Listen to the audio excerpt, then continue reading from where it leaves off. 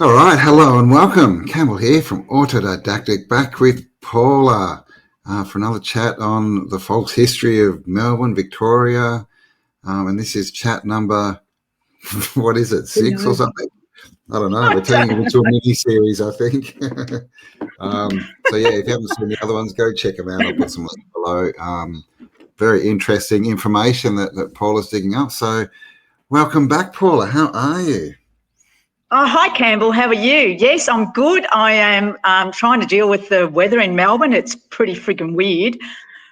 We've got the coldest mornings for 20-odd years 2 days ago, and you get up yesterday morning and it's a mild, lovely 20-odd degrees. What? In the morning, first thing? It was so, like, we had, I think some places had 10 below zero in Victoria. Where I am, it got to about 3-4 degrees below zero, and it was freezing. And then, yes, that was Saturday. And then Sunday morning, was it yesterday? No, Monday. I lose days. I went to go outside. The house was cold, but I went outside and it was just a balmy, beautiful spring, autumn day. Wow. And it got to 20 degrees. I got to get my washing done and everything. It was just bizarre. And Crazy. today it's just, it's gloomy, really dark thunder. We had thunder and a lot of rain last night, hence because of the two different temperatures, I'd say. So I don't know what's going on. Wow, man. Well, it's 2025. Weird world has gone weirder. I think anything's on the board these days, right? Oh, absolutely. It's just, it keeps us on our toes, Campbell, doesn't it? It does, man. I'm just hoping for summer to come back soon. But we're over the hump. We're over the middle of What do you mean, for you? What do you mean? Summer? No, yeah, summer. It's warm up there. Well, it's not cold. I think it's like 25 today, 20 at the moment. Poor you. Poor you, Campbell. I know. Hey, man, you chose to live in Victoria. It was freezing at the farm, though. We were out at the farm for 2 weeks out in the country, and that was, down to sort of like 1 or 2 in the morning, and that was very cold mornings. But beautiful days, like the days were like 20, 25, blue skies. Wow. Yeah. Well, hence why you can't have it in winter, hey? Your next get-together, the event can't be in winter. It's got to be when it gets a little bit warmer. Yeah. So we're going for the start of spring. So it'll be, definitely. Nice.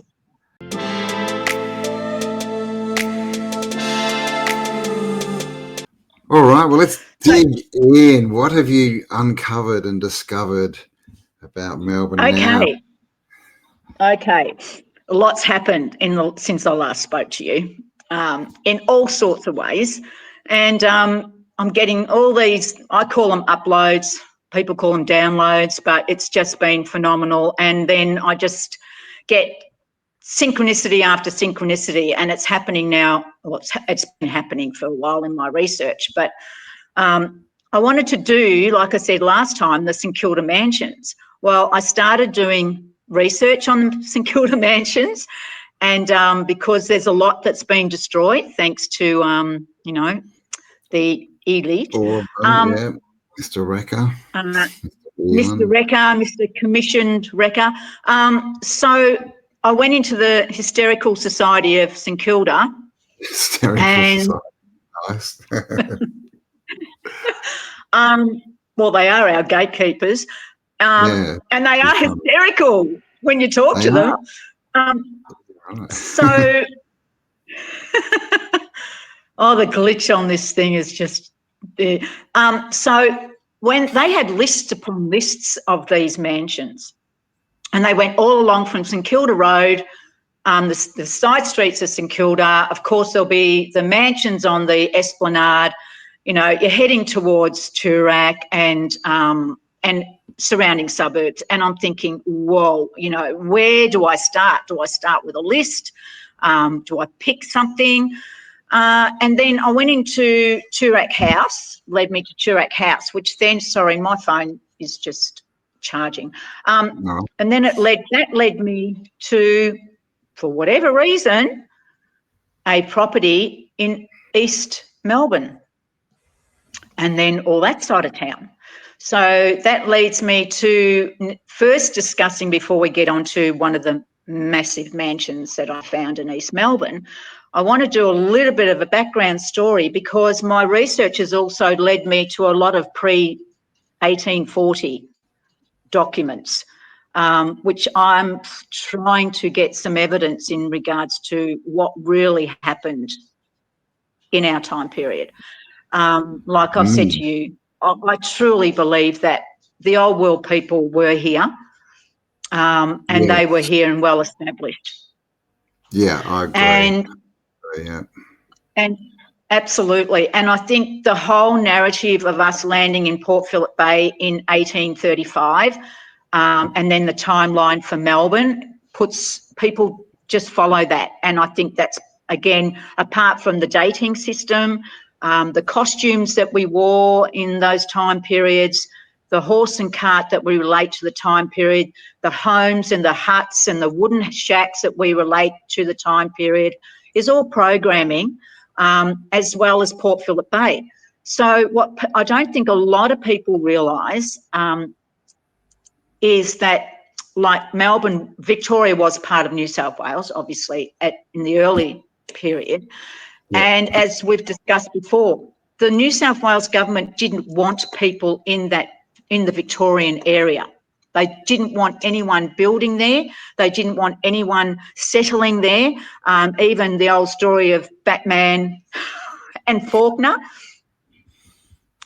they were told, don't go into that part of Victoria. We haven't explored it properly. We don't want you over there. We don't want you doing anything. Leave it alone. And I think there was even fines for people that tried to settle in Victoria.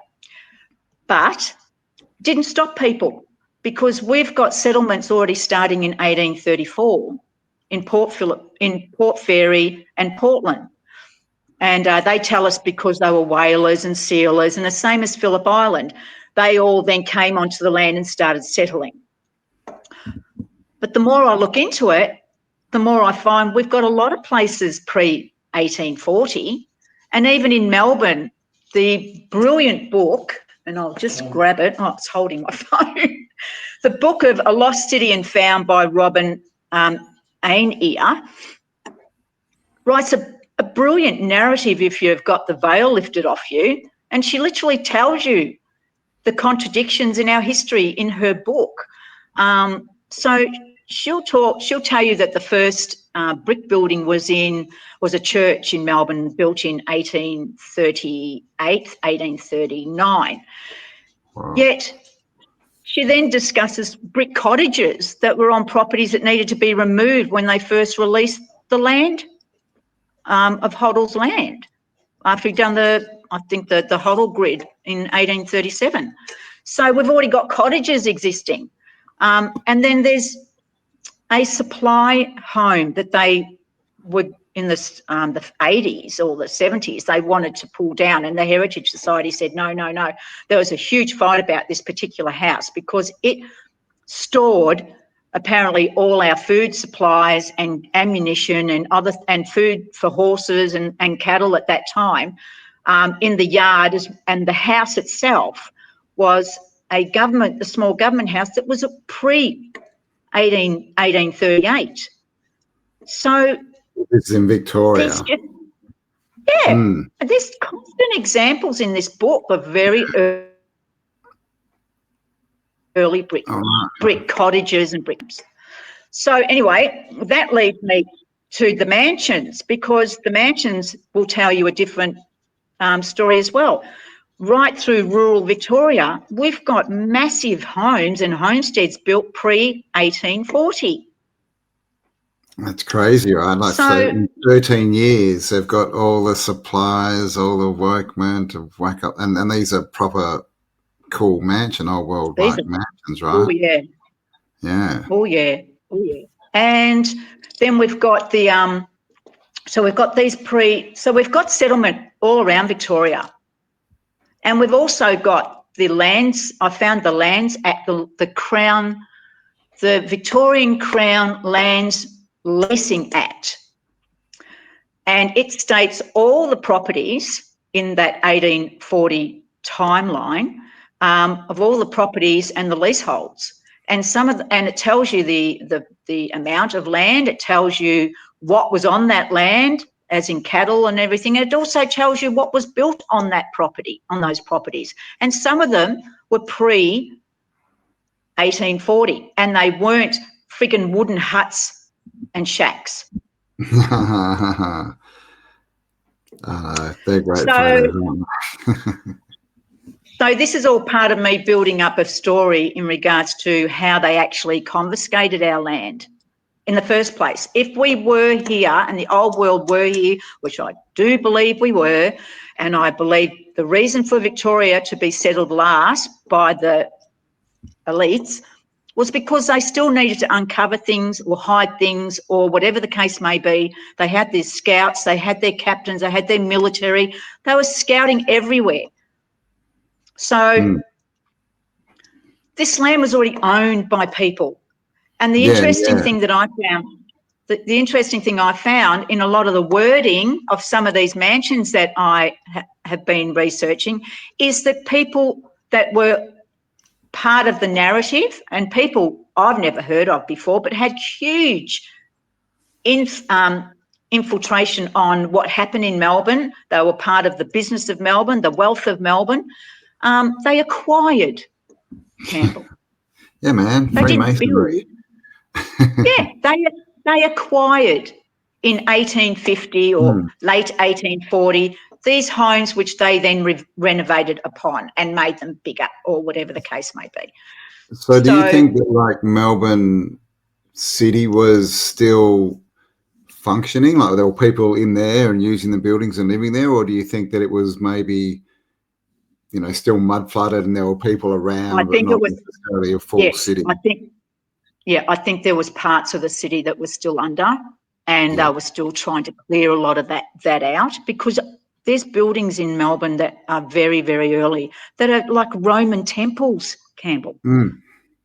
Yeah. So clear. I think it's the Oriental Hotel. Not built by the English, that's for sure. No.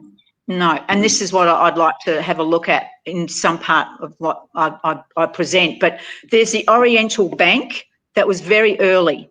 They put it at 1850s, early 1850. And it's a Roman, Greek, Athens, bloody Roman building with the big columns, and it's so old looking. And then you've got these brick small cottages. Yeah, that's the big square one, just sort of sitting by itself, isn't it? With the big columns out the front. I remember that one. Yeah, with some brick cottages near it, some wooden shacks, and a lot of mud on the road. Massively oversized. Yeah. I've got another photo of some beautiful cottages that I've never seen before, that still has the mud up against the wall, like really high up against the wall, and you can see where they're clearing it. So I think it's feasible. It's very feasible. Well, I mean, it's interesting. I think you mentioned it a couple of shows ago, like the Australian Army, especially the First World War, they were called the Diggers. Yes. What were they digging? What a strange name. Did any other soldiers in the world get called a digger? No. And what's the first thing those poor guys had to do when they came back from World War I was frigging start building that shrine. Yeah. That's another story. Yes, and then start digging out the Great Ocean Road. I mean, gee, thanks, mates, for putting up your life and, you know, sacrificing everything for us to have our freedoms, and we'll put you straight to work when you get back. Shocking, isn't it? It's disgusting. It's absolutely disgusting. So that's what I've been working on, and this lease, this 1840 lease, is very, very interesting, because it also proves to me that Crown lease was set up for different parts of Victoria. So the northern part and the western part of Victoria, I believe, were already very established, and they were already trying to take over these pastoral lands, these big pastoral lands and the homes. And by doing that, I believe they put an overlay of the Crown's lease on these properties, because you're not only getting very wealthy people who all of a sudden made something, they come over here as bloody paupers, and all of a sudden they're wealthy, wealthy people, and acquiring these mansions. And then the gentleman who I will discuss may have to be in another show because there's just too much there. But Mr. Clark, who built this mansion we're going to discuss, there's an evidence there in Trove and in this pastoral leasing part that says that Mr. Clark acquired land from another pastoral owner. And I'm not talking a few acres, I'm talking hectares of land because of this leasing overlay. So the north and the west side of Victoria had a 3-year leasing program.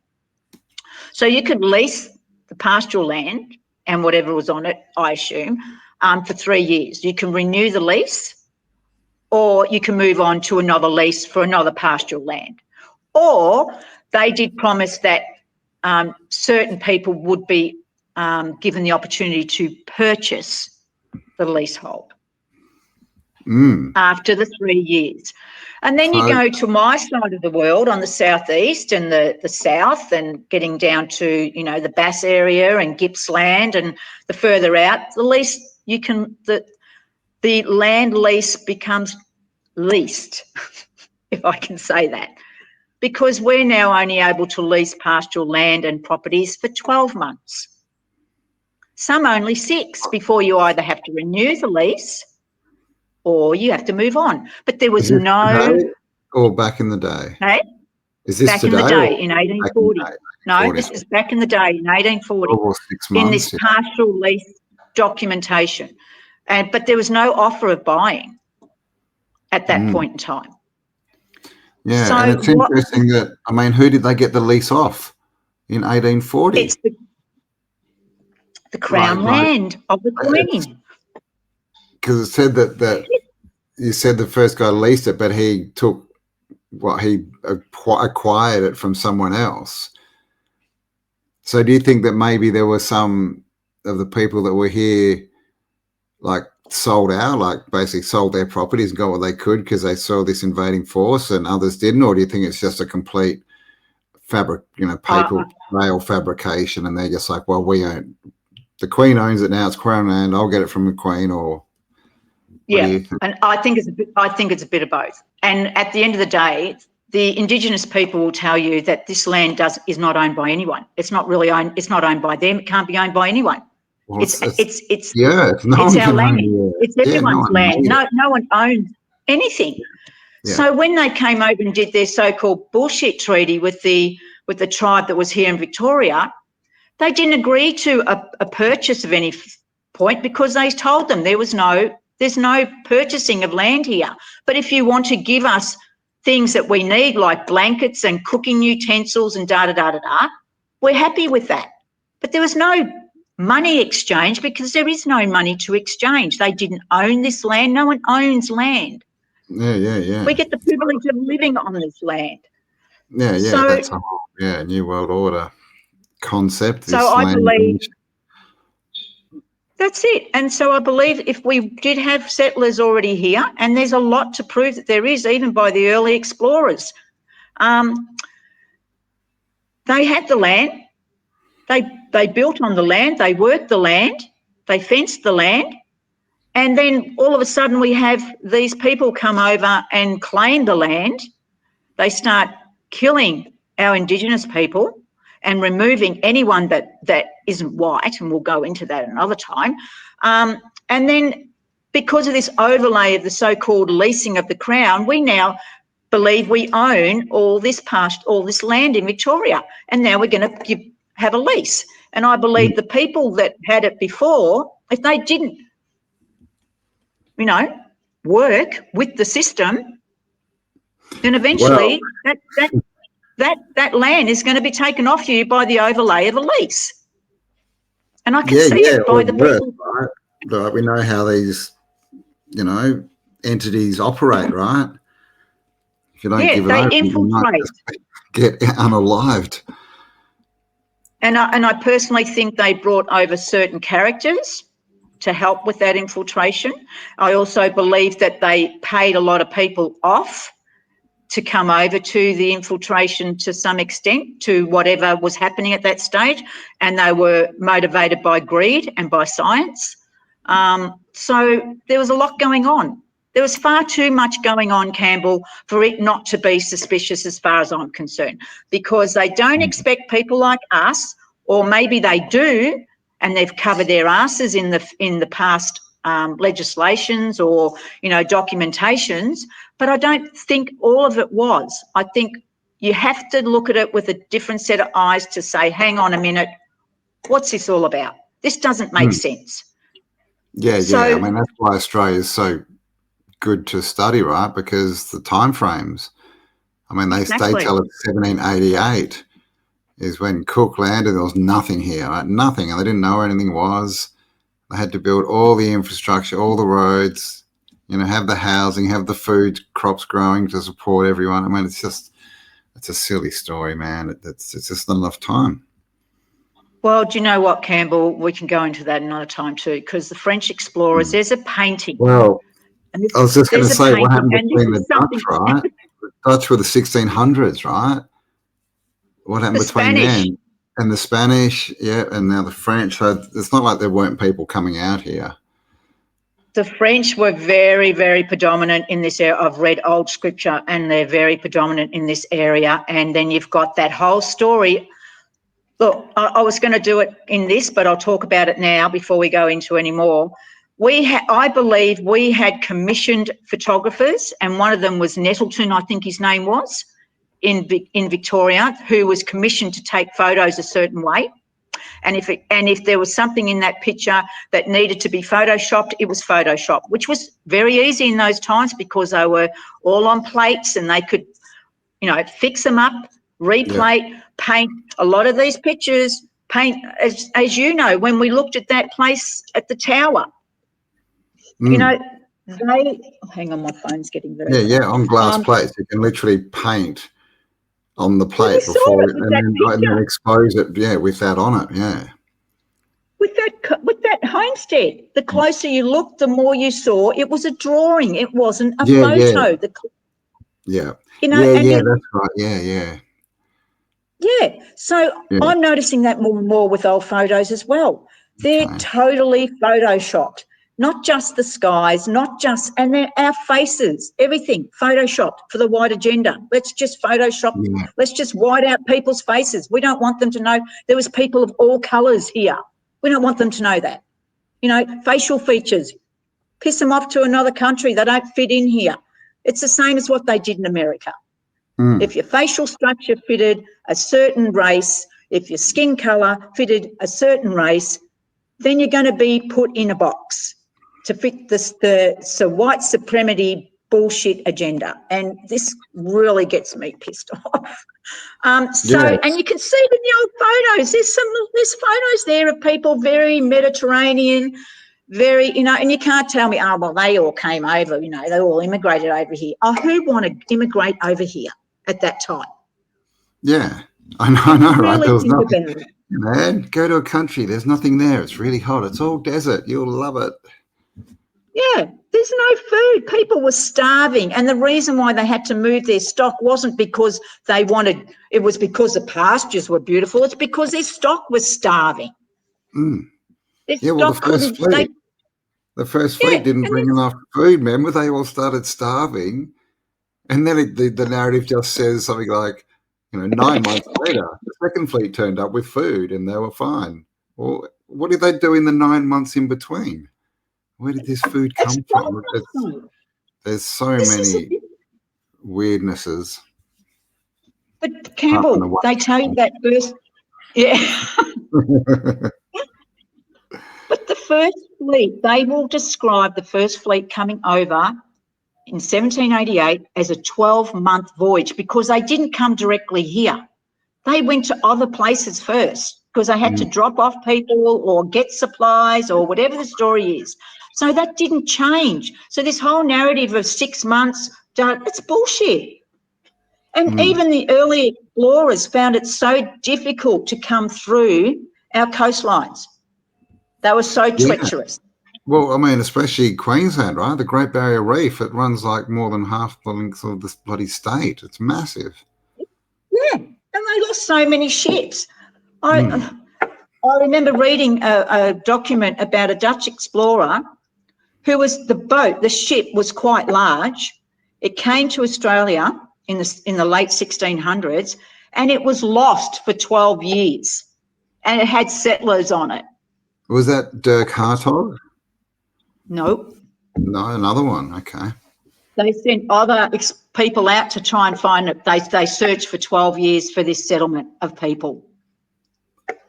Where did they go? Is that the settlement? Well, is that the settlement that was found in the Northern Territory? That's what I thought. Exactly. That's exactly what I thought. That's the first thing that came to my mind. Oh, my God, maybe that's proof of the settlement of Central Australia. So, yeah, so this is what I'm thinking. 100 years, 150 years, right, before anyone was supposed to be here. Exactly. So Europeans. If we've got commissioned photographers that are commissioned to take photos a certain way and to Photoshop to fit a narrative, I believe we also had the famous artists that we had here were also commissioned to paint people a certain way. And so the Aboriginals were painted in a certain, like if you look at the paintings, they're all painted very similar. And even the photos, right? They set them up with, furs on them, and it's clearly fake. But every photo you look at, that they all look staged. But that's why they tell us, oh well, photography. It took so long to, to take a photo and everything back in the day, so people had to stand still and hold their pose. But I mean, that's a pretty convenient narrative, isn't it? Oh, isn't it convenient? And the people were, was having so many problems, but they're also happy to stand there for ages for pose for a photo. Yeah, in the hot sun of Australia, in some massive dress or, a full suit and hat. It's just blah, blah. It gets hot here, man. So then if you go down that line, if we have got commissioned painters and photographers, then we have people that are freelance painters and photographers that give us a totally different perspective of what's going on. And they're taking photos and giving us clues, if you've got eyes to see, that don't fit the narrative. So then if I go back to that 1788, there is a painting done of that land, of the ships coming in 1788 from across the bay. There's also French ships sitting there. It's not just 1788. Do that. That's like the moon. That's like the moon photo. Like they shouldn't have been there. How are they painting us coming in? Why is there shadows? The moon thing. Oh my God, that's another one. So this painting shows you these French ships. Then you go to what the beautiful Tartarian truther girls found, and that was the explorer, and I can't remember his name, but it's something I want to dive into, who was in the bay at that time, was talking about the beautiful mansions on the cliff. Oh, okay. And cities, and the city that was there. So that then backs up when I was doing the chapter for Guy, when I was looking at some of the convicts that arrived in 1788, they already had an island to stick them on, which I think was MacArthur, or I can't remember the name. I've got that much going on in my head, but it was already an existing castle. And then the women were placed at Norfolk Island, which already had an existing area there for them to move into. How do you explain that? You can't explain that. Well, that was all already here, right? It's really the only explanation. Well, there's nothing in the records to say they sent convicts or people over pre-1788 to build these things. And why would you have a castle? It's clearly a small star city, that part. And then I'll go into Moreton Bay, Queensland. The very first painting of Moreton Bay shows a homestead and a bloody windmill on the hill. Yeah, right. We're not discussing what I'm meant to be discussing today. No, well, we'll try and get through it. I'm actually just trying to find that picture, but I can't find it. I'm going to have to do a proper search for it. You know, the one where they're standing in front of that castle, that family. Have you seen that one? Yes. You know, it's black and white, and they look like they're all very well dressed. Yes, and you've got the Egyptian statues there. Yeah. So that no one can tell you the date of that picture. No one can tell you what that place is. No one can tell you friggin' anything about that place. It is the biggest mystery of a photo ever. That was Canberra, wasn't it? Was it ACT? No, or was that it was Sydney? no, It was Sydney.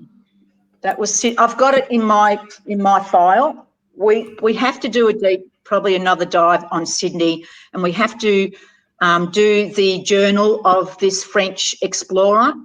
And then there's another explorer that comes out in 1802 who has a guy who writes a diary and journal, and they go to a house that's huge and magnificent, and he explains what he sees when he comes into Sydney Bay, and he can't believe it.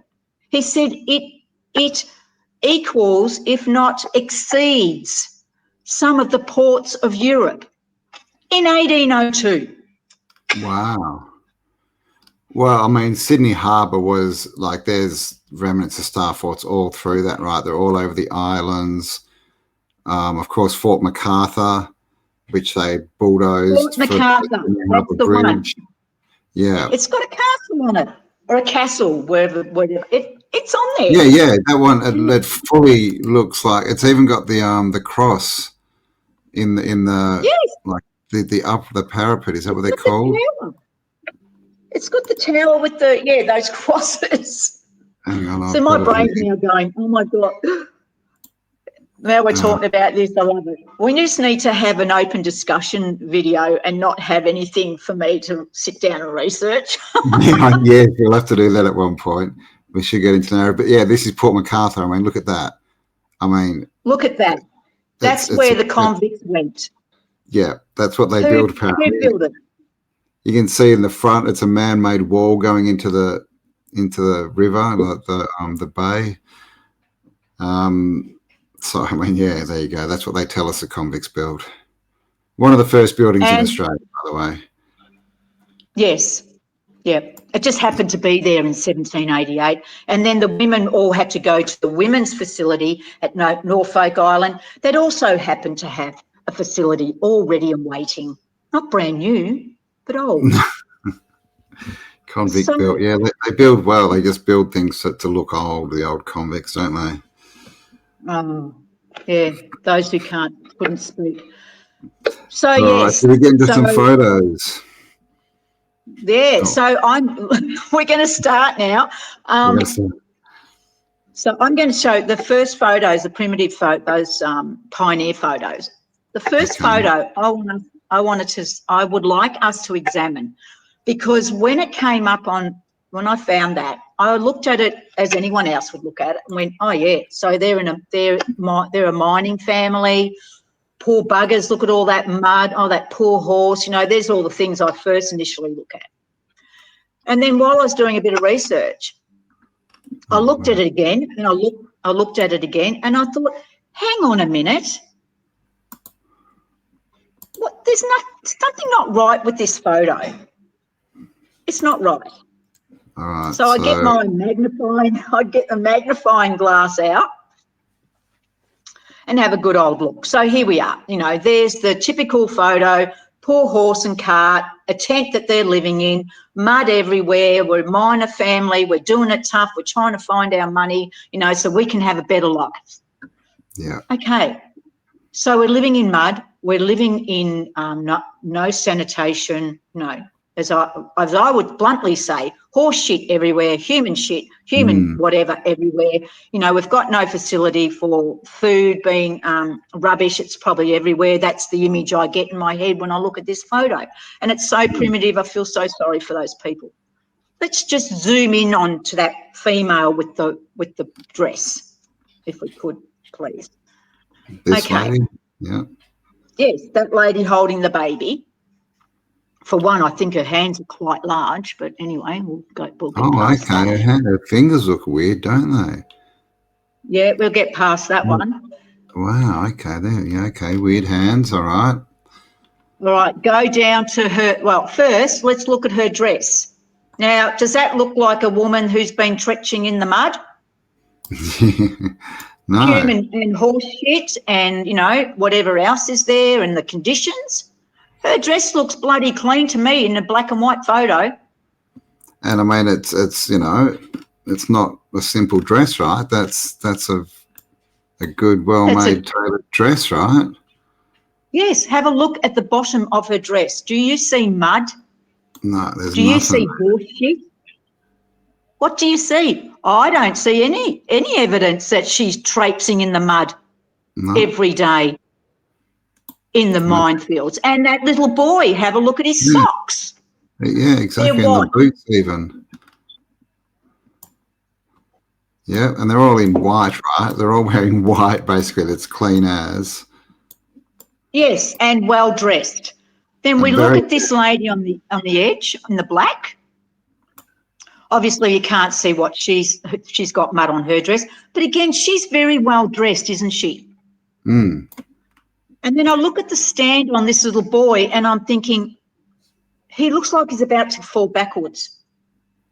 This one Against the little one near the black dress. It's just he is stand. a bit.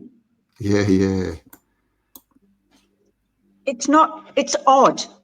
It is. Well, I mean, there's a bit of light on this lady's shoes, right? Yeah. Like they had a light source. You kind of see it a bit there. You see it in this puddle. Yes. Like there's a light source. Like in what, Yes. 18, whatever this was, what they got, portable lights. Exactly. But then that's one thing that pisses me off. Now look at the facial features of the so-called parents. Do they look Irish, Scottish, Danish? Especially her. She looks Indigenous to me. Yeah, she does. She does look Indigenous for sure. The girls do too. A bit more like a white person, and this guy, you know, it would be hard to tell, from right? anywhere. Yeah, exactly. He could be, yeah, exactly. So is that photo being manipulated? Have those people been photoshopped in? That's why you're seeing the light source. Well, even this girl looks Indigenous, doesn't she? Yes. Yeah, right. Okay, so have they just been inserted? Well, basically. Exactly, because then when we're told, then you look at the horse and look how blurry its head is. So how can we have such a clear photo of these people and yet the horse, irrespective of its moving, it's quite blurred. That horse doesn't look like part of that picture. And look, the background is so washed out, isn't it? It's just this washed out white, and they're very bold, and you know, they're not washed out at all.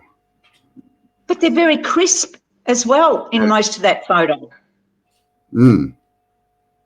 This is where I'm getting. Look, I might be a very cynical person, Campbell. I don't know. I just examine everything, and like I said, that photo sat on my laptop when I was researching, and I kept going back to it, thinking, no, this isn't right. There's something wrong with this photo. Yeah, I mean, it'd be good if we had more foreground. Because even where they're standing, there's this sort of dark. I mean, you know, obviously some people say that's shadow of the sun or whatever, but see, it's kind of this different coloured look, sort of. You know, like this is all up and down. It's very uneven. Where this looks a lot more even. You know? And that boy, he's a road or something. I don't know. Exactly, and that boy is standing very strangely.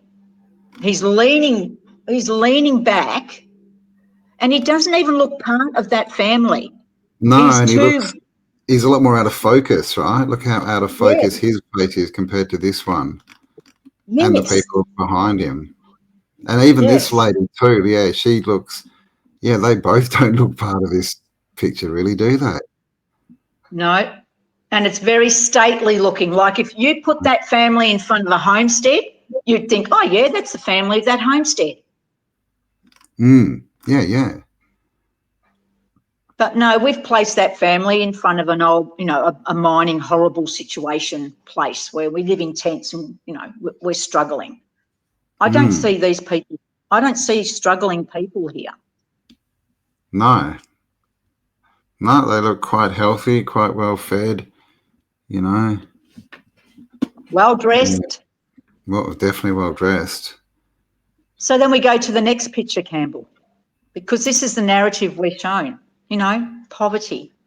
And I'm not 1912. saying there was no poverty at all, but this is the pictures that we are in our minds of that time period. Look at that head there. That's crazy. Yeah. That fully looks like it's just been put in there, doesn't it? Yes. Yes. And yeah, they all look, they just, this guy looks like he's been added. That's weird. It's all just so staged, Campbell, for our programming. So then on to the next one. Because this is all the pictures we're shown of early settling, colonisation of not even Victoria but Australia. So this is what we're shown. And this is what we would all expect for that time period. That fits the time period. Well, yeah, that's what I've been told, I wouldn't question anything if that is what I'm seeing constantly for the old photos of that time, because we came with nothing. We had no manufacturing. We had nothing. Everything was imported from England, and it was in other states, because I've actually got proof of it now. I've seen a manifest of 1850 of what we were importing at that time. Okay, so nice. we were not capable of building. Hence my brick story.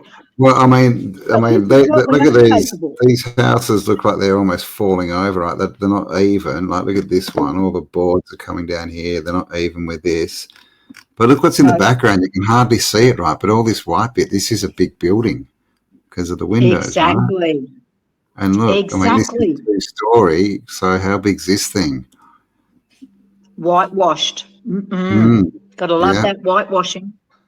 I know, right? But like I said, if I saw all that all around Australia, I'd say yes, they are building for what resources are available to them.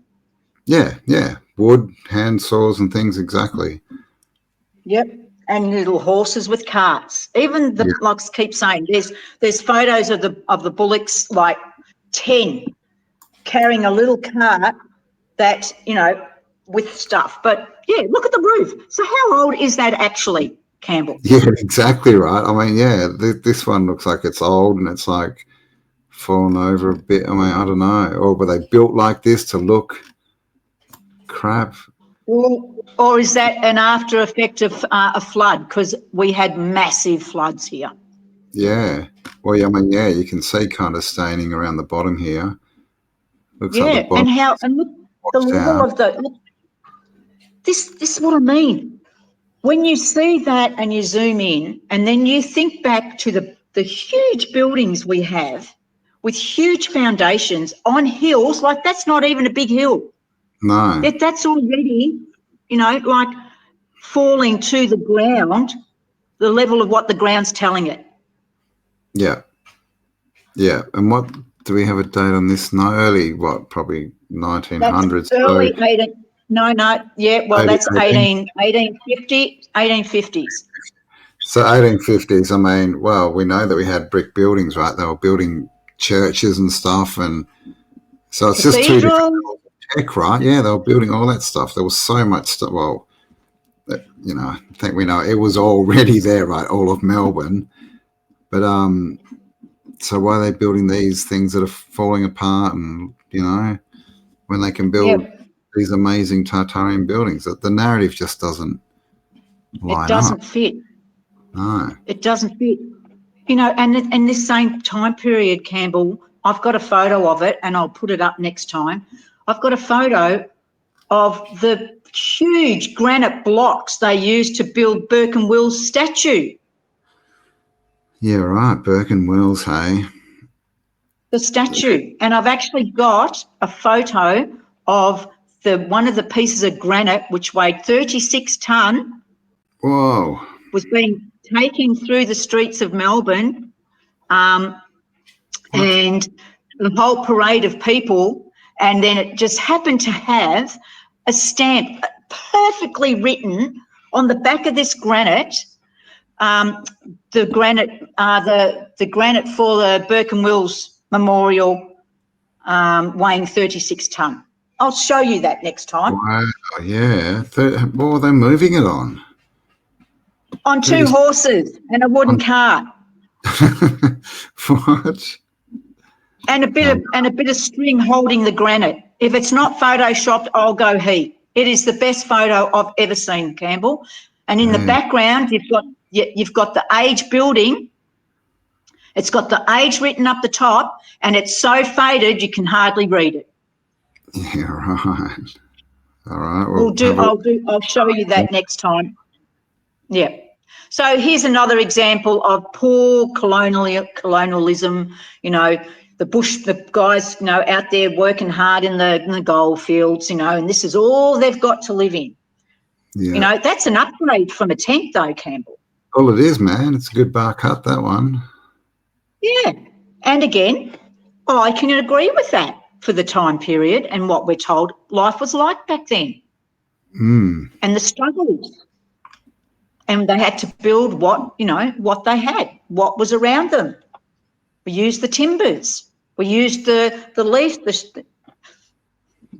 pardon me.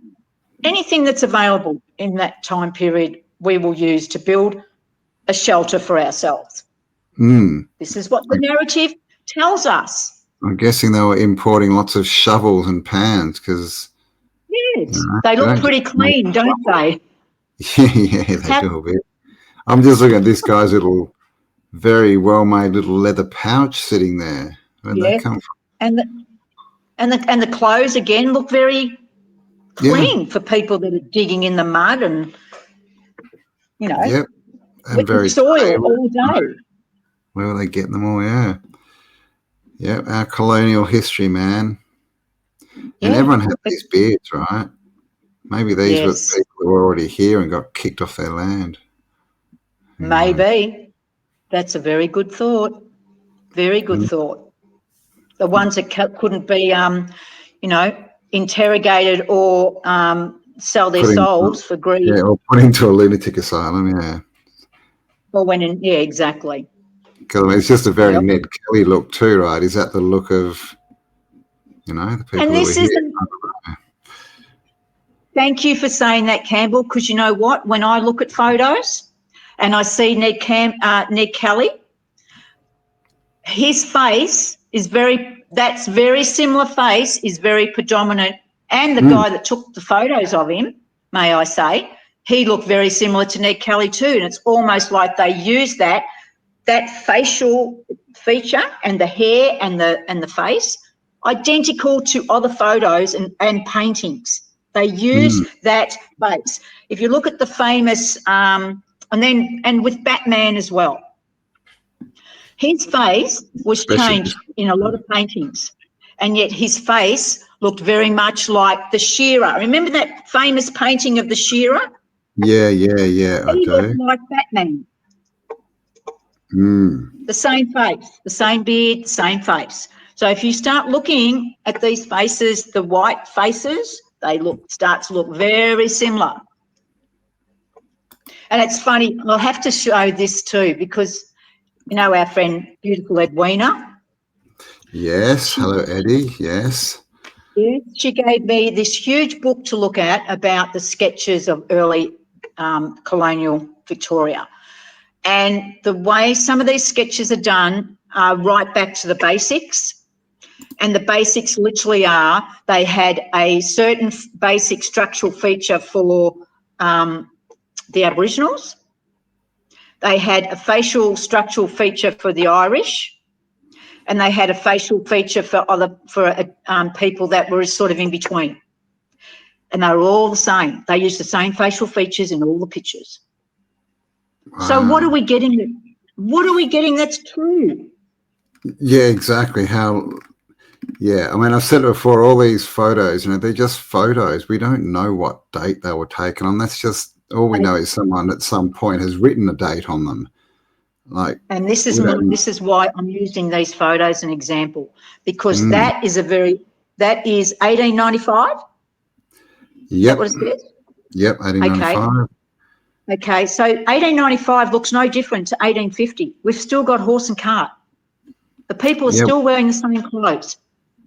Good point, yes. Right? So it's the cost. The only thing that make these hysterical gatekeepers know what time period we're looking at is because of the costumes we're wearing at that time, and a car or electricity poles. But I've seen electricity poles before. Look at that one. That's huge. Yes. So they try and show us the electricity poles in the late 1800s, early 20th century, but they were there in photos way before that time period, as we've discussed with the electricity last time. But it's in the photos. It's the same as the railways. Yeah. They were there. Oh, totally. I mean, they don't make sense, right? They're all like just anchored into the ground. And, they sort of say, oh, they were gas and then they were electric. Well, I mean, how are they getting the electricity or the gas to them, right? You never see pictures of them ripping up the road and laying pipes to these poles, right, which they would have to. But they just say, oh, no. Have a look. Sorry, Campbell. Oh, you're right. You go. Sorry. Zoom in on that again. And look at the size of the people compared to that lamppost. I know, Have a look right? at the size of them. Well, they all midgets? Twice as high, yeah. Are they midgets? Who knows? Well, I mean, well, I don't think that there's any light posts that big left in Melbourne, is there? I don't know. Because look at the size of the actual light itself. That's massive. Yeah, and it would have to, if you look at light, the way it illuminates, that would have to have been a very strong light to send out anything from that height. Oh, if it was just a little gas, if it was gas or if it was candle, you might as well not have it because it's shown nothing. Yeah, I agree. Totally. Like it would only sort of send light around here, right? Unless it was some different kind of lighting that was projecting it sort of down and out a bit. But we're told, that's gas, and we know that gas. And if you look into lumens and all this kind of stuff, it's not producing a big light that's hitting the ground. That's for sure. So, and apart from that, who's getting up there to change whatever needs to be changed or to light it up? Who is it? Because look at the midgets that are next to it. Yeah, man, midgets in a giant world. So we're building that astronomical building in the background after you've seen all the shacks and, tents and the primitive stuff we're told we lived in.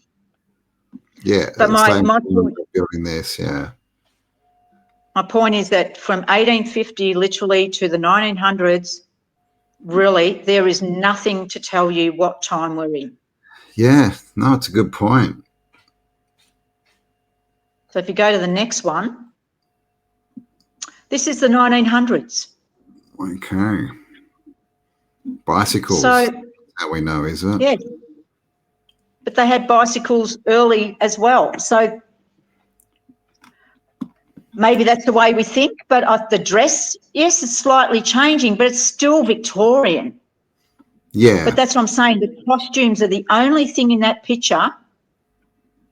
If you're into the costumes that people wore in time periods, that may have given you a clue. But there was women wearing similar costumes the 20th century. We're still wearing bonnets. That lady, like what you're onto now, that could be an early time period outfit. Yeah. and they could have just been inserted. Like this guy in the background here, he looks pretty close to this lady, right? So what's happened Yes. here? They're walking forward in a group. So is Yes. he just like chasing them, walking behind them and stalking them? Or did they like walk through him? Because that doesn't make sense, right? If like they're clearly No, walking, right? And he's too close. clearly. He's just there. Yep. And they are walking. So what's with the bullshit story that they can't take photos of people moving? Yeah, good point, right? Yeah, you've got to stay still And and he's hold. riding a bike. Yeah. Yeah, that's a good point. That one actually, when you just look at it, that these four in the front look like they're standing out too much. It looks like an overlay. Now this lady in the Yes. background looks like part of the original photo, and this guy. But Yes. again, they're both too close to this group. Yes. And the shadowing on that person too. Look how much light's on those four women and look at what that Yeah. shadow of that person is in. What's causing that? So we've got sun coming down here, which is causing this from the umbrella, like maybe over to there. So the sun's, I guess, coming this way, we would say. And then this lady is completely covered. So if the sun was still coming this way, yeah, this whole half of her should be lit up. Exactly. And the shade from the umbrella would be over here, right? Yes. Very good Where's the point. shade from the umbrella? On the And then this footpath. dude, yeah, okay, because so in this background, the light's coming this way, hitting that. That's why Yes. she's totally in shadow. In And look at dark. the guy on the bike, right? The same thing. His shadow's on the ground over there, but Yes. all their Yes. shadows are this way. There you go. Yes. Nice. It's fake. Exactly. Interesting. Oh, Well, there you go. And see, this is, well, who knows when they did it, but they're saying at 1900s. So, and 1900s. we've been talking about vanilla skies and things and cut out buildings a lot, but it literally could be all these photos. And it's interesting, your little theory that they're doing this to give us different time frames, because basically these are photos of the old world, right? Which Yes. they've probably And got they're chopping thousands in. and thousands and millions of, and they're just superimposing on some of them to say, oh, this was 1900. Look at the Yes. fashion. We were there.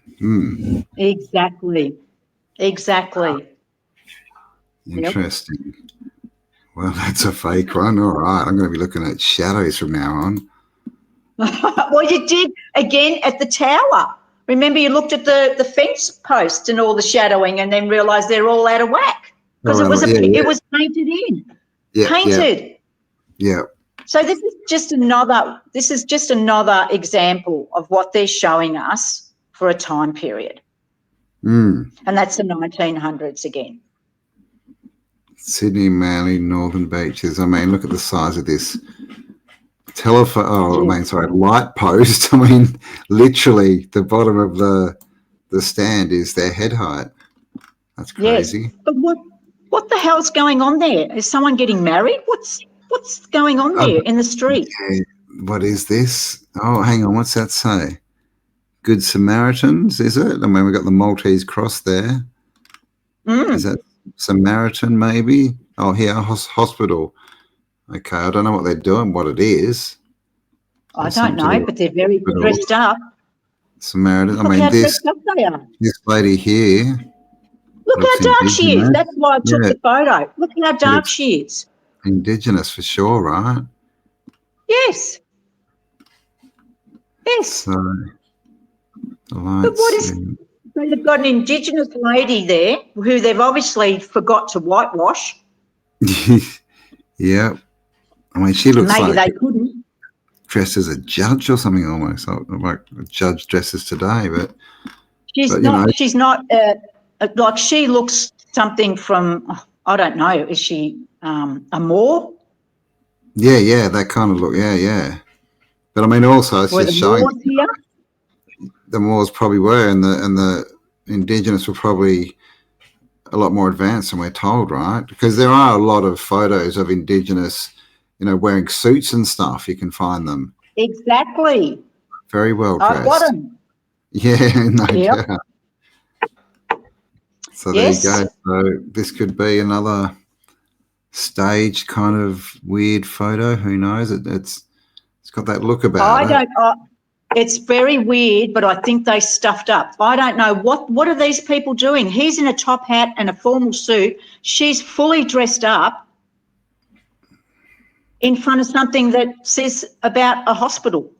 These two are just weird. What are they doing on the side of a street looking like that? Unless that's how the elite, unless this is a actual untouched photo of the old world and what was happening. Yeah, well, it could be, right?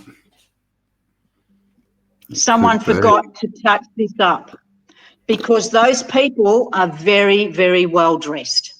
That's hotel. I mean, just you can see that where that Surrey is. See that the black on it is darker. Yes. You can see like a rectangle around. They've done it here as well. So that could actually be added. Those names. Added. Absolutely. Yep. Absolutely. Yeah, so something in that photo again is not right. Not that it's not right. I believe that was a shot taken by mistake. And this is what I'm saying with the commissioned photographers. Yeah, some things have slipped through, and unless people like ourselves are looking, they didn't care because, you know, who's going to notice that? But friggin' hell, there's a lot going on in that photo. Yeah, there is. I think we're looking at the original people at that stage. Wow. And who knows when that was, right? 1600s, 1700s? Exactly. 15s, we just don't know. And they wouldn't be able to put a time span on that because what's it telling you? What is that picture actually telling you what the period is? Yeah, there's no real markers in there apart from just the name, right? Surrey Hotel, which they're like, oh, see, well, that was there, so it was this time. Yep. It's a very strange photo, Campbell. It is. All right. Now okay. So this is, yes, this is just to show you again how we are conditioned to think what women were wearing in the time period. Now, this is an Olympic swimmer called, I think it's Mina Willie, I think her name was. She was an Olympic swimmer in 1910, 1913 is the time date. Now, if you told me that women were wearing that at that time, I'd say bullshit. And being photographed like that. Yeah.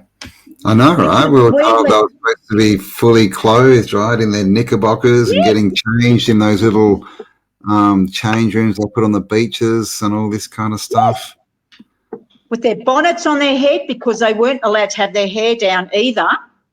Yeah, right. So if you showed me that picture without knowing who she was, a timestamp of that, of 1913, I would think, oh, my God, there's a girl down in Surface or something, you know, in the 40s. Yeah, exactly. Yeah, it looks much more like the 40s or 50s, yeah. Correct. And what the hell are they doing photographing her in that attire? I didn't think you were allowed to show any skin. Yeah, right. It was all supposed to be modesty and all this kind of stuff. Well, that's what they tell us. Yeah. But there's many photos of the Olympic swimmers in that sort of attire. Interesting. Yeah. And going even further back. So 1900s. The 20th century is 1900, so, that time period. Yeah. So this is what I'm saying. If there is no timestamp or there is no narrative, you only going on what your senses tell you of what you're being programmed to think people wore, people look like, and the transportation used, the houses and everything. Yeah, and that's what they're counting on, right? Yes. So we don't question it. Like, oh, of course, you know, it's black and white. It looks a little bit sepia. Yeah, it must be old. It must be the day they told us. But then, exactly. We weren't told that women were dressing like that in public, right? And in Coogee Beach. No. That was her name. I don't know how they did that. But see, that was done apparently somehow in the rock to state who she was. Oh, they've and then on the other side, on the rock, you reckon? Yeah. Or maybe not. Maybe they drew it in, see? Maybe it's just, done on the photo. I don't know. Yeah, and then the other side of her, which I haven't got, it's just got Coogee. Yeah, right. We have been duped. Right, James McCook. Who's that? Is that Captain Cook's Scottish cousin, is it? James McCook. Or is that Irish? Exactly. I think the Irish had a lot more to do with what was happening in Australia than we're led to believe too. So what time period would you give this, Campbell? I mean, normally you'd be thinking late 1800s, right? 1880s, 90s probably. Yep. You could even be talking 1860s, 1870s. Yeah. I'd believe that if it was written on it. I wouldn't, there's no need to question it in the narrative we've been given, that's for sure. Well, we're talking 1910. 1910, okay. But it's a weird, I don't know. It's just a bit of a weird looking photo, isn't it? Well, it's whited out a lot, isn't it? I know. Look at this sign. There's not even a border for this sign and the sky. Like it's the same colour. They've just left that in. It's like it's floating in the sky. I mean, the whole roof of this place is basically gone. There's something here that's been left. I don't know what it is. Yeah. What is it? I don't know. A big airship in the background, maybe. I don't know. Or it could just be a massive building, maybe. A massive building, I'd be saying. Yeah.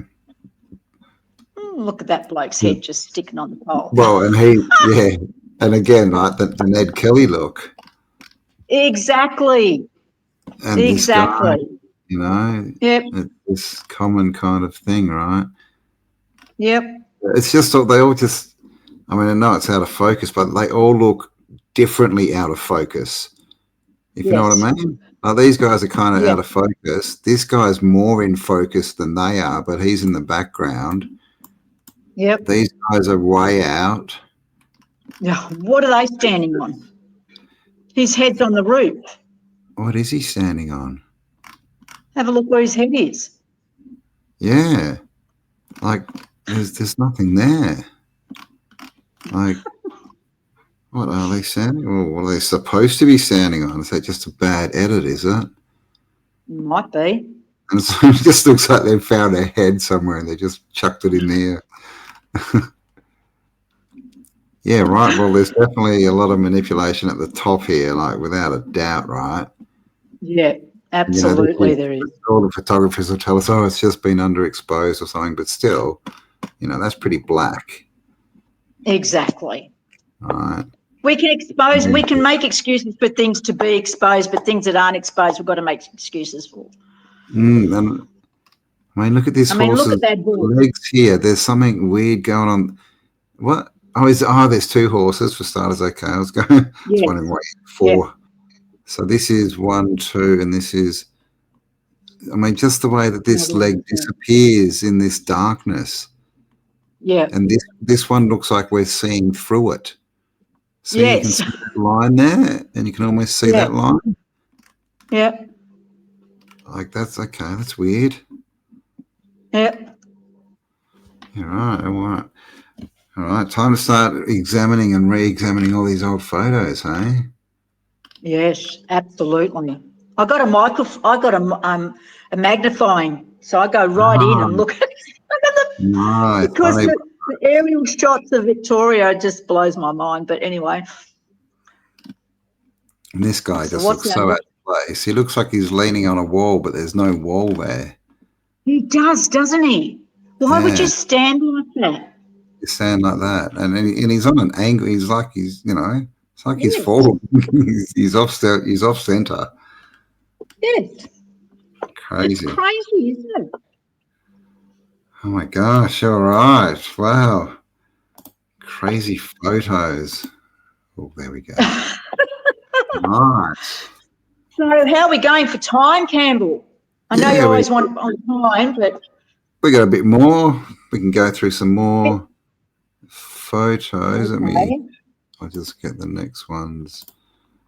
So I made a point about the costumes and the primitive housing and the horse and cart and everything, Campbell, everything is based on perception. Perception, perception. Yeah. Because my perception is my truth, your perception is your truth. And someone else's perception of how they see their photo is their truth. So what is the truth? It's At the end of the day, it's all subjective and it's all an opinion and it's all based on our perspective. So, and my cynical brain. No, I mean, I agree. Like that's why I think all this arguing and debates and all this kind of stuff is just such a waste of time, and it's stupid because all it is someone trying to convince someone else that their perception is correct, right? Yes. Like, I mean, get off your high horse, guys. Let everyone think their own thoughts, right? I mean, gosh. And this is where I believe, Campbell, we have been programmed. And this is when you and I were talking the other day, and you said, who do you think these people are? What is controlling us? Do you believe it's, you know, whatever, another race? What do you believe? Like I said to you, it's us. We have had a rogue form of us that has literally become a part of an energy that is very destructive and very narcissistic, self-absorbed, intolerable of any emotion, compassion, consideration, intuitiveness, creativity, everything. Were they part of something that may have been experimental at some stage with humans? Because I've read an article where we were experimented with at some stage with the mammals. Yeah, yeah. Like you can take that back to the Anunnaki, right? And Lil and Enki and, you know, doing genetic work, right? I mean, it's one of the oldest stories. They altered us. But who were they? Who are they? They weren't from outer, you know, they're not from outer space or anything like that. I'm sorry, I don't believe in any of that. But Anunnaki is also a broken down word that doesn't mean it's not pronounced even properly, Anunnaki. And I can't remember what it is. I can find out. But the Anunnaki is not what we again are perceived to think it is. And Inky and whatever as far as I'm concerned, it's another psyop. So yeah, well, if you think about the whole story came from Sitchin, Zachariah Sitchin. That's his interpretation of the Babylonian tablets, but there's obviously other ones. But yeah, and then there's things like the Anuna and all these. I mean, I've been told that Anunnaki means those who came from heaven to earth, basically. But I mean, what is that? You know, that could be anything. I don't believe they're from Nibiru and some other space ball. Oh God, no! I'm sorry, no, that's all a psyop. And this is what I mean. If there has been a rogue, I don't know what hybrids that totally detest us because we are connected to source. And again, you've seen what I've written for your newspaper article. I don't believe in the God source, but it's all about balance. And if you want to read my article on balance and the male and female energy, you need to get the newsletter, the first newsletter. Exactly. Subscribe to the newsletter. I'll put the link below. It's still as yet unnamed, but so it's the newspaper at the moment. Maybe we'll just call it the newspaper. That's a good name. Good name. So I go deep into that, and nice. I just feel that it's us. It's a rogue us. And, so and they were originally the dark aspect of ourselves, like the shadow self kind of thing, the light and the dark, the polar opposites. Yeah. Good. And when I talk about balance, we have to go back to balance, the balance energy of male and female, of the feminine, the divine feminine energy and the divine male masculine energy. and then the in-between. And we are not there. We have gone so far to the unfortunate negative side of the energy that it can't continue any longer. And that's why we are in transit at the moment. It's about to flip. So if we have a rogue hybrid that is totally one energy, and I don't care, I'm not a feminist, but at all, I'm fucking so against feminism, it's another psyop. But if we have a balance, we have creativity and we have support, respect, we honour each other. And if you go too far, the female energy, you also get manipulation, you get narcissism, you get, violence. So it doesn't matter, but the energies have to be balanced, and we're not in balance. So if we have this rogue side of ourselves that have gone too far to one side, which is very violent, we've been programmed to worship, not worship, worship everything. So, and then, the word convict, as Nikki said, it means to conquer. That's what convicts mean. The word convict means. Yeah. So, yep, I'm apparently like part of the convict line, so they tell me. Oh, you're not a conqueror, Mr. Campbell. You're a balancer. What a balancer. Yes, you are. Yeah. You've got your energies are very balanced. So, thank you. So if we go too far that way, of course they're going to hate us because they can't be us. They can't create, so they use us to create. But who knows us better than ourselves? Who knows how we think? Who knows who to manipulate us?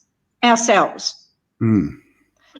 Because we can change ourselves. If we turn into a person we don't like because of our situation outside ourselves, we can make a conscious effort to change that. So can they. But they can't. They can't. So I agree. I mean, well, that would make sense as well if they're the opposite, right? We're the creative side and they're the non-creative side, right? We're the light, they're the dark. Exactly. I mean, in the end, it's all for us as well, isn't it? It's all to make us grow and to, teach us what we do and we don't like, what we will and we won't, stand for, and basically to wake us up. I mean, I think if we were all in like the Tartarian world, you would think that after a while people would sort of get pretty complacent and they've got everything, right? They'd just be lying around doing nothing. There'd be no movement forward. So you need these disruptive, darker things to come in and shake us up, right? To the point where we go, okay, all this crap happens, and then we stand up for ourselves again and create the world we want again. Absolutely. And that's what we need. Yeah, exactly. Because how creative can you get? I don't know what our limits are on creativity. I don't know what our limits are of living in harmony in this beautiful world. But I can assure you, if we don't get tested, we then get lazy, and then we can't be bothered. It's like sticking us in a chair and feeding us all day, not having to do anything because we're not creating it. We must get to a point where our creativity and growth comes to, again, a point of unbalance. So then we reset again, and we have to have this dark side so that we then grow to another level again, so that we can create and we fight for what we want. When we don't look outside ourselves anymore, we look internally. And then when we look internally, the frequencies can then give us the knowledge that we need. That's what we're all tapping into at the moment, is our ancestral knowledge. Yep. So it all goes to DNA. It goes so deep for me. You know how deep my brain goes. We'll have to do a show at one time. Well, hopefully in the next, 3 or 4 weeks, we'll do a bit of a mega show. We'll get Nikki and Dale, Dale Holmes, and Nikki Penfold on board, who you've been talking with Nikki, and a lot of the work on the Melbourne Shrine, and then that just went off the deep end. That research. That's the weirdness that's been happening, because Nikki contacted me ages ago regarding one of the shows that we did, and she said, "My God, what you're talking about is correlating with mine. Don't you fall asleep, Mr. Campbell." I'm not, no. I'm not tired. I've been up since I've already been to the gym today, man. I'm doing well. Oh, I'm sorry, darling. No, you're right. I'm good. Yeah, so, and then she said it's correlating with what the research I'm doing. And then we've had a bit of a talk, and then I haven't heard from her for, I think, 4 or 5 weeks. And I mean, that's the first time I touched base with her. It was probably a month or so ago. And she said, I'm researching for Dale because she's done 9 programs now on the Shrine. And guys, if you want to know about the Shrine, go look at Dale's platform and watch Nikki. Yeah. She's amazing. Dale Holmes on YouTube. Yeah, so then we've had this moment where she sends me a message late in the evening after she watched our last show, and she said, "I can't believe it. You and I haven't spoken, but what you're saying in the last 10 minutes is actually what I've just done a lot of my research on." And I went, "Really? That's weird." And then the whole day after that, I had confirmation after confirmation about what we talk about. So, yeah, so she sent the video to Dale, and, yeah, they want to do a Us 4 on Melbourne. And the It will probably just be me and Dale just sitting there nodding and you two talking.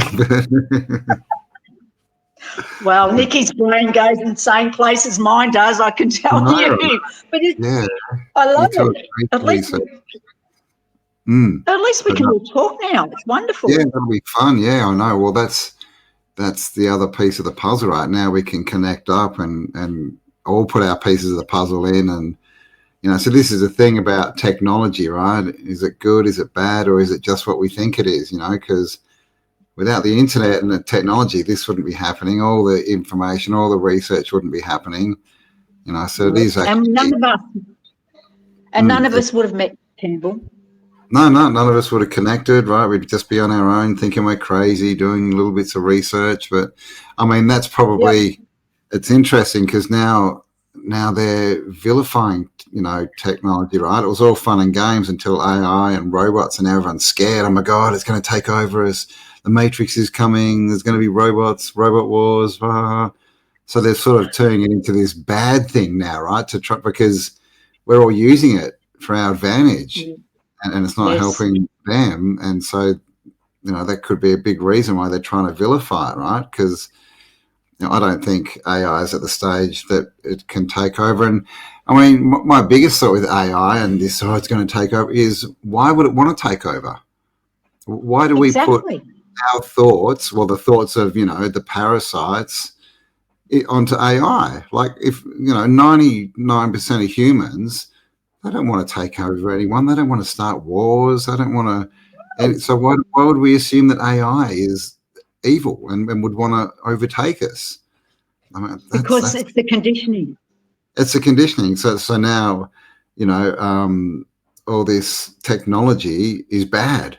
So get away from it, guys. Get off your computer. Stop talking, basically. Stop coming together. Stop congregating. Stop, helping each other work the story out. And stop asking AI for very in-depth spiritual and and deep thinking questions that it's giving you answers to that are just friggin' amazing, because in your head that's how you're feeling or thinking, but to articulate it is another thing. And this is where we've been held back too. We can't articulate our thought process, and that's why and we don't want to share it because it feels stupid, or someone's going to think you're crazy. But to me, that's all what you just said is all part of the disclosure. Because if they're going to take it away from us, is that saying, hang on a minute, 1 minute, you want us all on there talking and sharing our thoughts and processing our thinking. And the next minute you say, no, you can't go near that. It's not good. It's not this, it's not that. Well, hello, all that's done is awoken another person because they're thinking, well, why can't I? What's to go? It's been acceptable for the last 20 odd years. What are you trying to hide from me now? It's all disclosure, and it's all telling me we're flipping the story. Oh, totally. And that they're scared, and they know, because they want to stay in power. They want whatever whoever they are, our shadow selves. The name stealers. The name stealers, yes. And they messed up, man, giving us all this tech, and they thought it was all going to be surveillance and they would just be monitoring us. They didn't ever think that we would start monitoring them, right? Which is what's happened. And now we know more about them than we've ever known, right? And they probably don't know that much more about us. Yes. So it's gone the wrong way for them. So I'd say, well, and they know. They know that. They know this time's coming, so they go underground where they belong.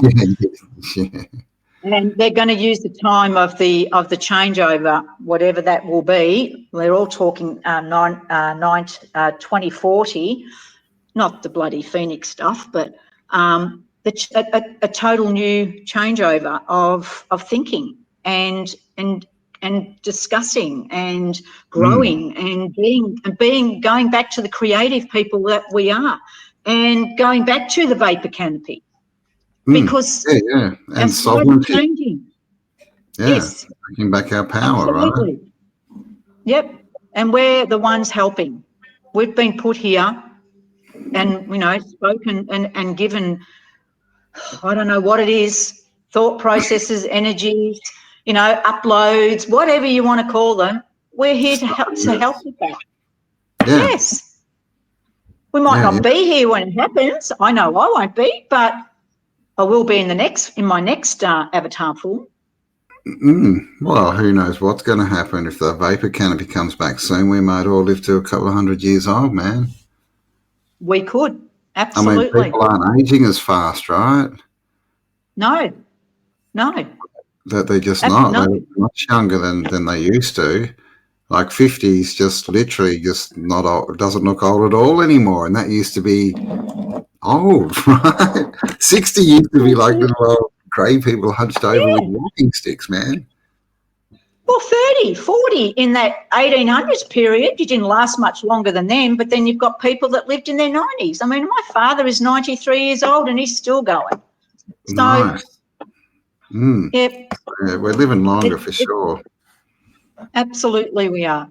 So, I believe they're the name stealers of the past. I believe that they're the ones that pillaged every country in the past. They would kill you for your name and your lineage, your historical lineage, your wealth, your home. Yeah. That's very until they got kicked out, isn't it? That's the Khazarians used to literally do that. Yeah. Russia kicked them out. Yeah. They got kicked out everywhere. Their last stronghold was in Europe. And what I'm learning from some brilliant minds is that the dark race of the Europeans, they weren't white at all. We had a lot of dark-skinned people that run the royalty of England, of Europe, were dark-skinned. Yeah. And some of their statues still exist. So, we've got lots of lineages from the Moors and from the Artesians, I think.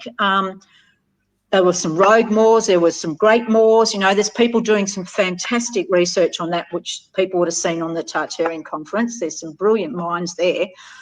But they ate these people, Campbell. They ate them? They ate them, apparently.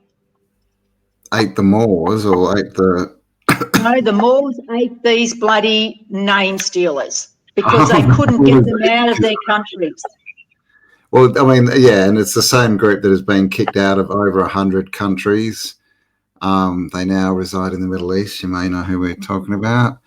And that's why they hate us so much, because apparently the darker races in Europe, they called them what do these certain people call us now? I can't, the Gorgas or the animals, or I can't remember what they call us. The Goyim. Okay, because apparently that's what they were called. Oh, okay. And they were trying to take over Europe. Yeah, right. They were seen as cattle. And they were butchered and killed. So they fled. Where did they flee to? Wow. Yes, so we can eat them as cats. So they were eaten as cats. No wonder they hated the dark races. I wonder they wanted to make this the period. Why? Okay, we're not even going into what I was going to research today. We'll do that another day. My question. Do it again.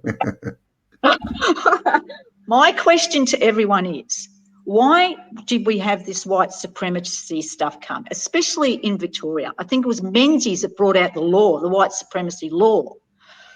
The White Australia policy. Yes.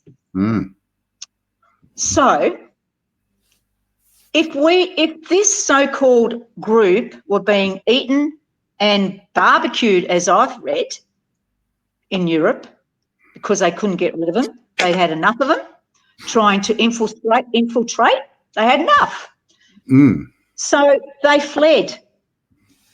But because of the fact that what happened to them were mainly done by, at what we aren't told about, the dark-skinned races, they hate them. So they've turned it around, and now they wanted only white. So the way that they came back was to produce slavery and make the white people superior and give you that whole slavery bloody psyop. Well, because the majority... That's mainly a story anyway, right? Exactly. The slaves from Africa. I mean, the Black Americans were there. My research tells me that the other Native Americans came from slavery. That's very controversial. Well, apparently in the records, white-skinned, pale white-skinned, the pale faces weren't actually seen till very late in the very early 1800s. That's why they were called the pale faces. What now, do you mean, anywhere or just or Australia? Well, in the Americans, yeah. And even I think in Australia, I don't think there were many white-skinned people in Australia at all. And I don't think white skin is as prevalent. I can't say some words now because my brain weren't as prevalent as what they're making us believe. Hence why we get whitewashed in photos and in paintings. Exactly. If you want to check that out, like go and have a look at paintings of aristocracy from like the 1500s in Europe, and you can literally still find the same picture, and in one of them they're black and in one of them they're white. Like they literally went through and overpainted all these paintings. It's crazy. Well, some of the presidents of America were black. Well, yeah, I've heard. Yeah, there's questions about Abraham Lincoln, maybe Washington, a few others, and then that's for sure. And there was another, what is it, 5 presidents before Washington anyway? He wasn't even the first, exactly. So it's a very complex story. They put it down to Washington being not a very attractive man. But it was because they couldn't change his facial features, Campbell. So looking as a white man, he looked all weird. Yeah, right. And he came from Eastern Europe. Lincoln as well, right? He looks weird as a white man, but he'd probably look fine as a black man. Exactly.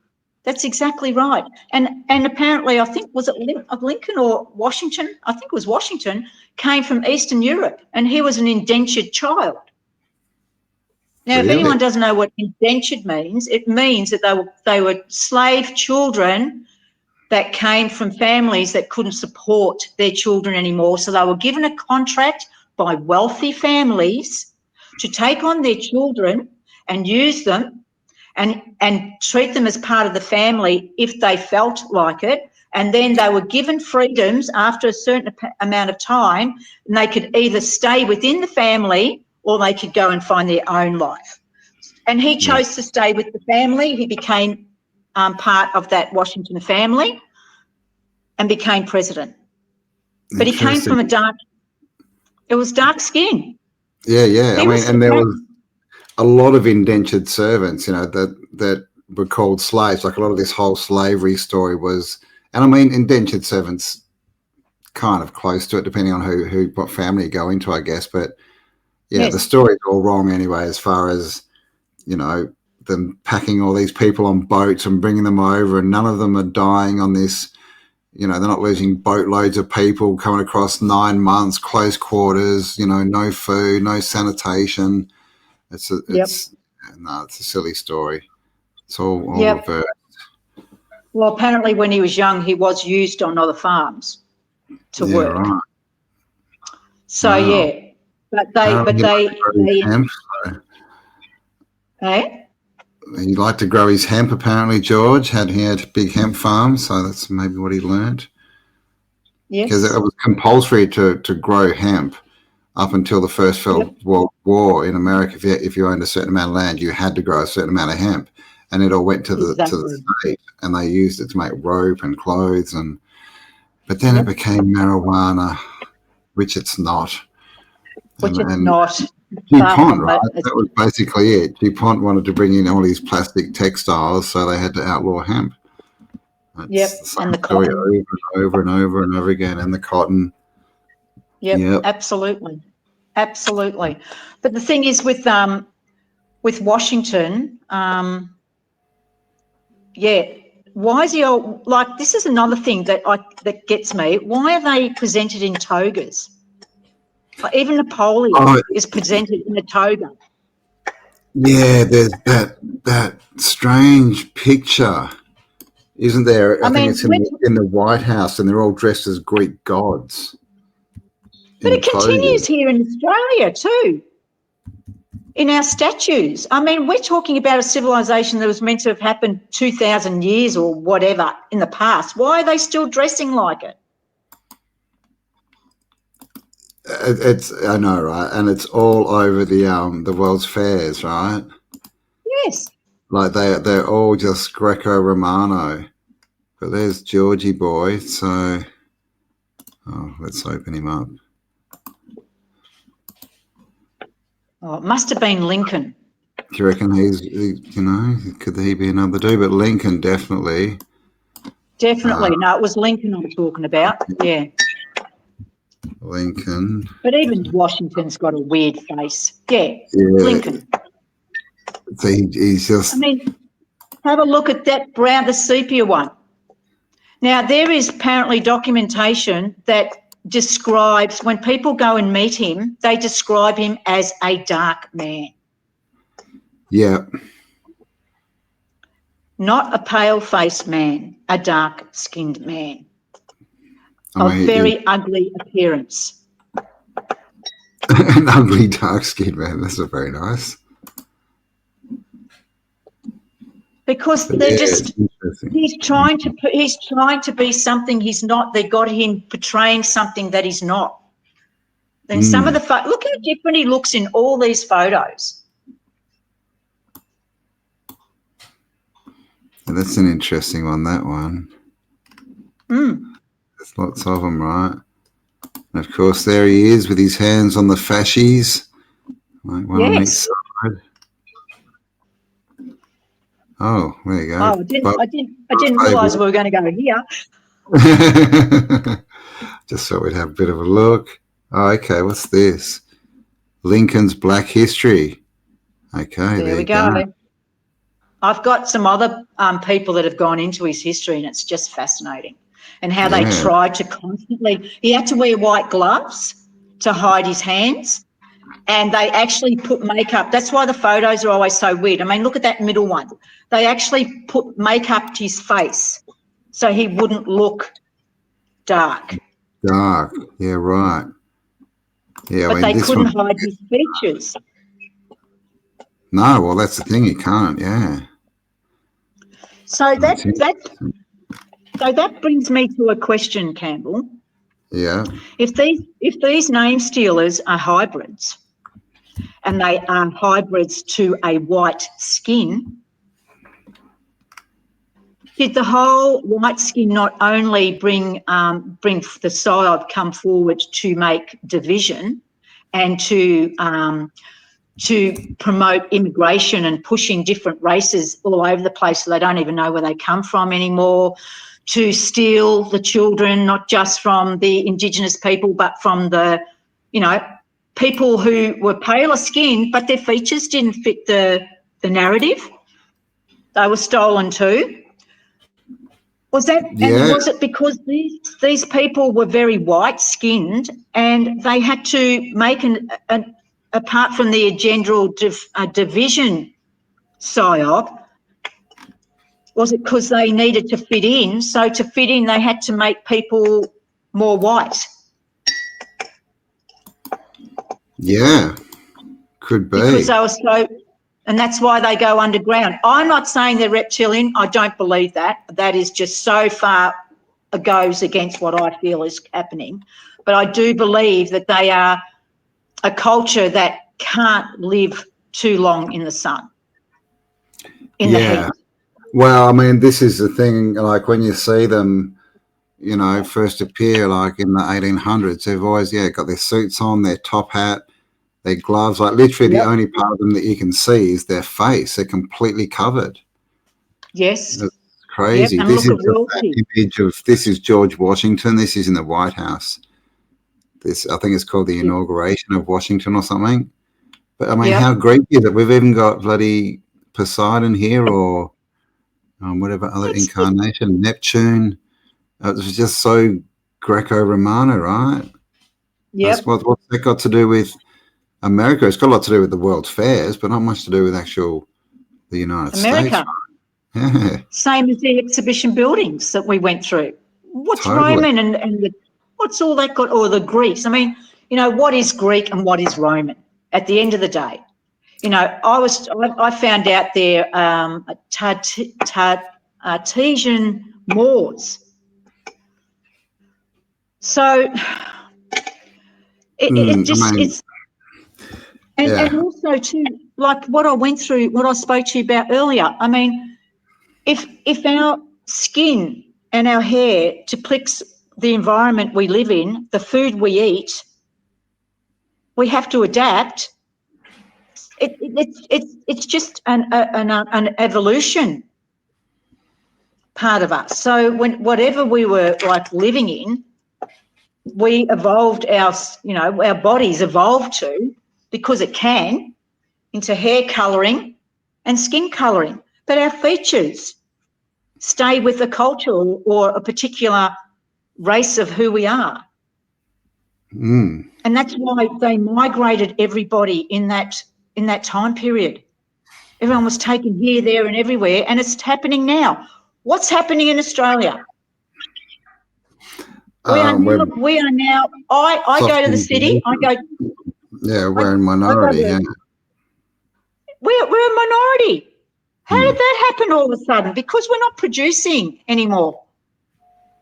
Well, but there's that as well. Yeah, white people, the white race or white people, whatever, are all below 2 in their reproduction rates across the realm, which means we're not even replacing ourselves, let alone growing, right? And I was looking at a video and like it was going through all these big cities in Europe, and it was like Amsterdam and London and, you know, Paris, like big cities, and whites in all these cities, white people are now the minority because they've been bringing in immigrants, you know, from Middle East and Africa for decades now, to the point where they're now the biggest populations there. Yes. I mean, so I don't know if they're going to explain that in the next reset, their storyline, not that they're going to win it, because now all the black people are going to be in Europe where it's cold, so why have they got black skin? That's exactly right. Look, but that's another, I think that could be another psyop too, Campbell, because our weather, as you can see, can either be manipulated or it changes within whatever's going to happen, whatever reset we're in. You know, the change, I think our frequency actually changes our weather system because we're so connected. We are salt water. We're water. Yeah. So when you look at water, it can be liquid, it can be solid, it can be ice, it can be a vapor, it can be a cloud. Everything here is based on water. So our energy would have to affect the environment, the weather that we've got.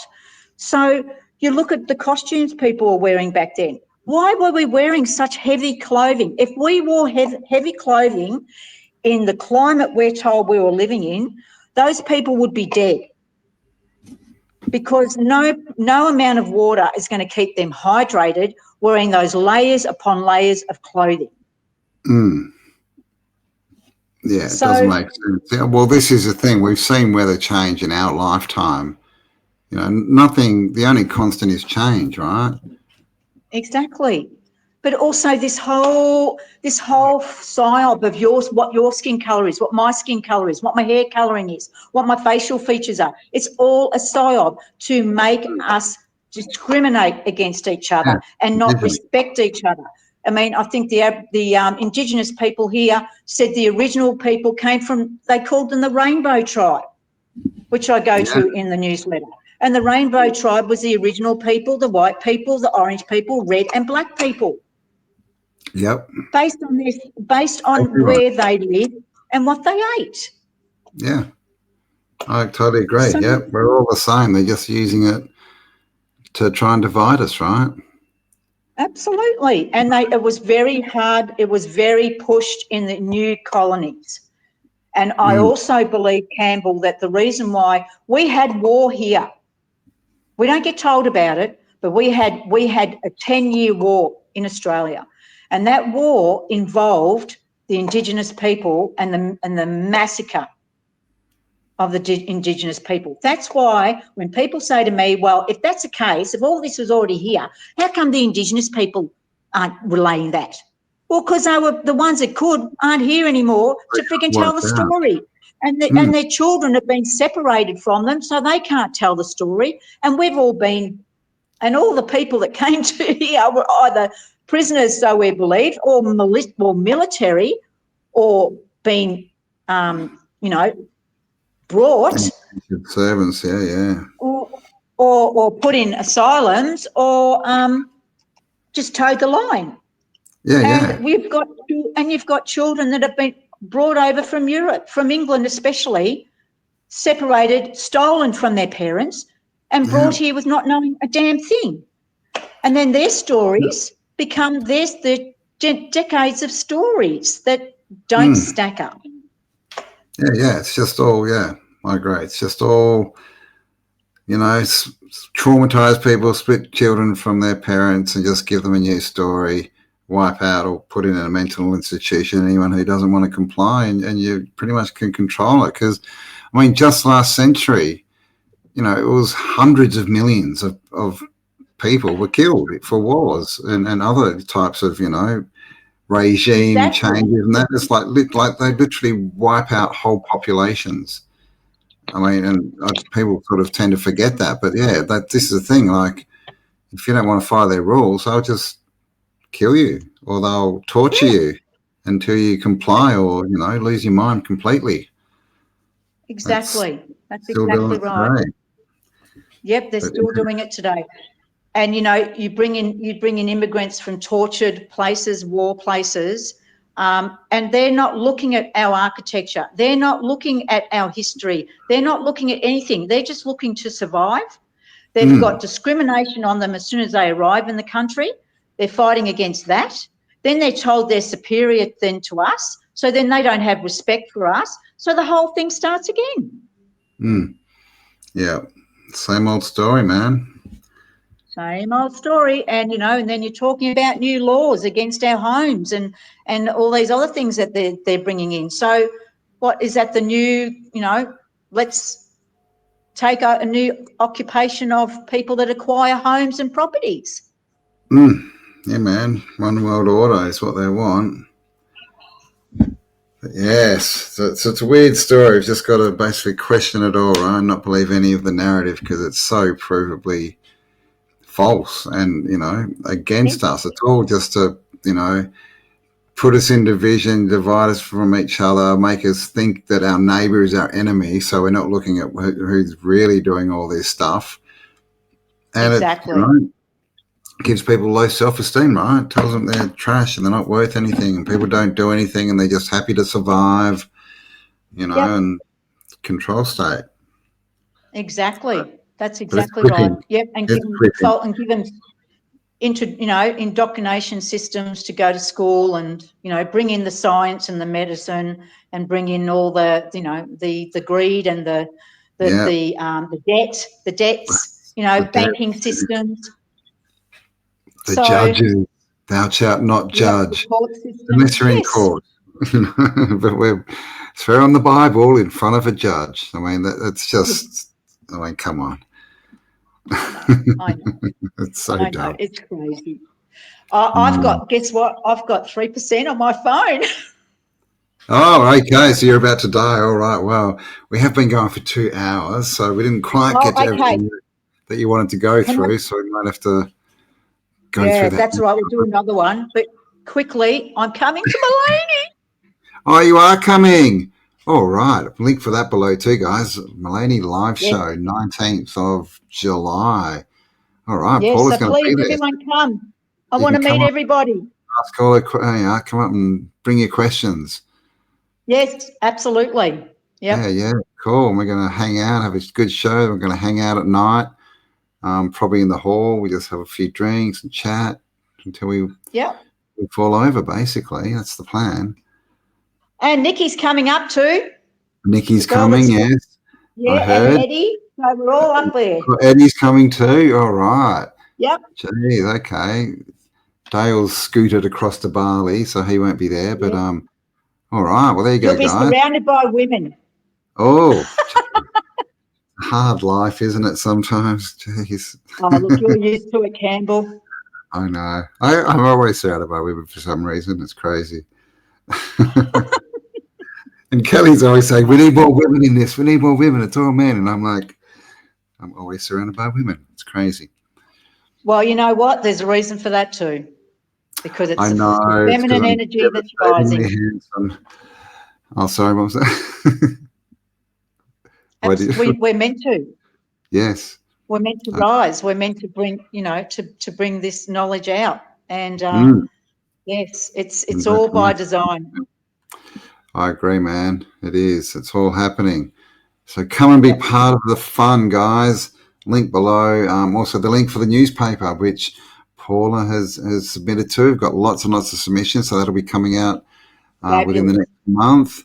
And yes, thank you, Paula, for another. Yeah, thanks, Campbell. Fun-filled chat that we didn't really. We never really seem to get through everything, do we? We just got to stop talking.